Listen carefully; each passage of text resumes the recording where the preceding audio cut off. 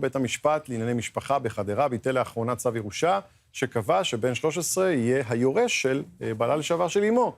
השופטת קבעה כי מאחר שהנער אינו בנו הביולוגי של המנוח, הוא לא נחשב ליורש שלו על פי החוק. שלום לעורך הדין אברהם רובינוב, שעוסק בדיני ירושות וצוואות. שלום ידידי, מה שלומך? שלום, שלום, תודה רבה, מצוין. אז מה אנחנו למדים מההחלטה של בית המשפט?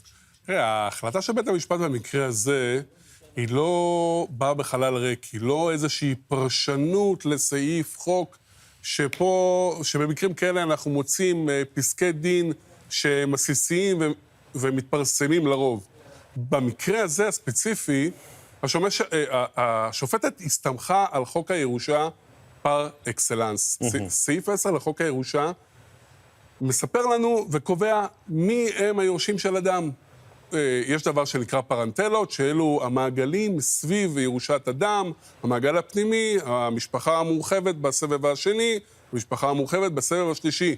ויש סעיף ספציפי שאומר מה העניין לגבי ילד שהוא ילד מאומץ. ואולי זה לב העניין.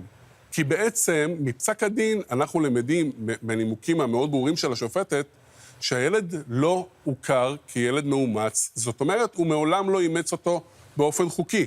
הוא היה אבא שלו. הילד היה קרוי על שם אביו של אותו הורה שבמהלך היחסים המשותפים שלו עם האמא, הם הסכימו יחד לאבהות משותפת מתרומת זרע.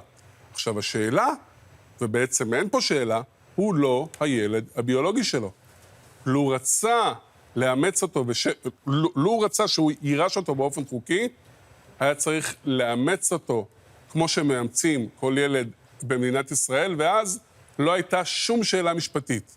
במקרה הזה, על אף שאני חושב שיהיו פה ערעורים, ואנחנו נשמע על התיק הזה לפחות פעמיים, ערכאות מחוזי ועליון, לדעתי, הצנועה, ההחלטה של השופטת הייתה יותר ממוצדקת. אבל אתה יודע, אנחנו עוסקים הרבה פעמים, כמו בטכנולוגיה, שהטכנולוגיה מקדימה הרבה מאוד את הפסיקה ואת עולם המשפט, אז גם בעולם הזה של ההפריות ושל תרומות זרע וכו', יש פה סוגיות משפטיות שהן די חדשות בהיבט פרספקטיבה של עולם המשפט. אתה חושב שזה ישתנה מתישהו בעתיד כמי שיכול עכשיו אולי לפרשן את מה שאנחנו צופים קדימה? אנחנו מדברים על תיקון לחוק הירושה. חוק הירושה נחקק בשנת 1965, ואולי זה החוק שנעשה בשימוש על בסיס יומיומי וחורץ גורלות של אנשים. יש ירושות שמשנות חיים.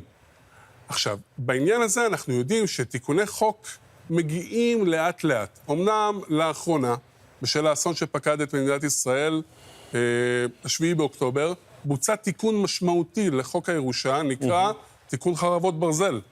ועשו אותו בחיקוק בזק. ועשו, להערכתי, עשו עבודה נפלאה.